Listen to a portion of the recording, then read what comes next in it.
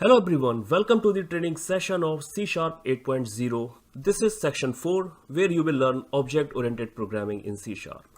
In this video, we will understand the encapsulation. Let's launch Visual Studio, create new console application project, object-oriented programming demo. Here right click on it, add new item, select a class. Let's name it as car. This is class car, make it public. So now, a class can have data members. We have to follow this naming convention. Any private data member should have underscore and starts with lowercase letter. And then make a public property. A property has getter and setter, or in other words, a get block and set block like this. This will return data member. In the set block, we can assign a value to this data member. So this is the syntax we follow to make public properties. So we basically, any data member in a class, we don't allow direct access to the outer world. And that is why any data member class, we have to mark it as private. So any private member can be accessed only within the class. You cannot access outside this class, this member. Private member can be accessed within class. Public property, restriction. So these public and private, these are called access modifiers. So this is a typical structure of a class.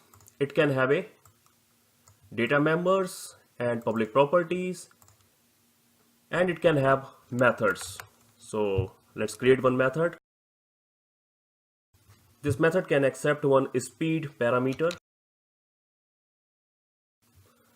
Now we can create object of this class car in wherever we need this. So in program CS, here, let's create one object.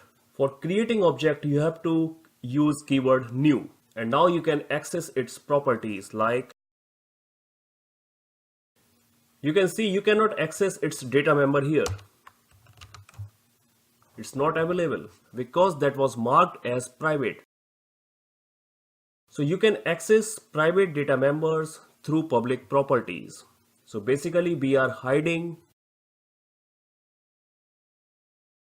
these data members.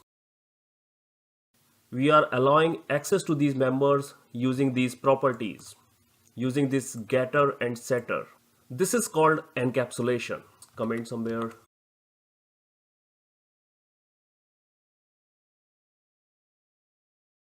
Now you can call its method, run. You can print some information in console window. In the run, you have to pass some parameter like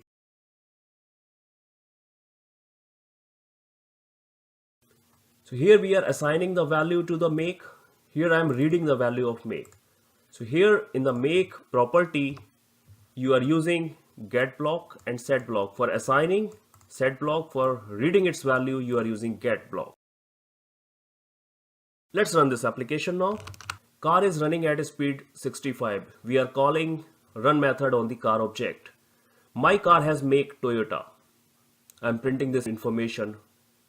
So in the same way, you can create other properties like public string model, year, color. This should be integer.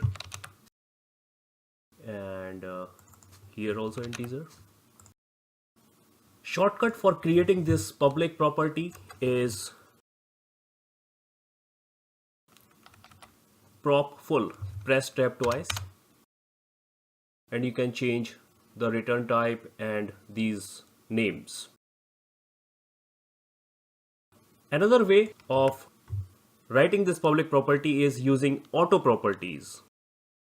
Just press prop tab twice like this. So internally it is creating one private member and providing get and set blocks. So you can remove this. So this way you don't have to write much code, and internally it creates private member and creates public property. So you can create four public properties: make, model, year, and color, and you can remove these private members. These are called auto properties. So now our class car has make, model, year, and color, these four public properties and one run method. We can access these properties in program class. Model, and we can print this information here again, like model, my car object. This works well. Let's run this application again. Car is running at a speed. My car has make Toyota model Camry LT. So far we have seen encapsulation,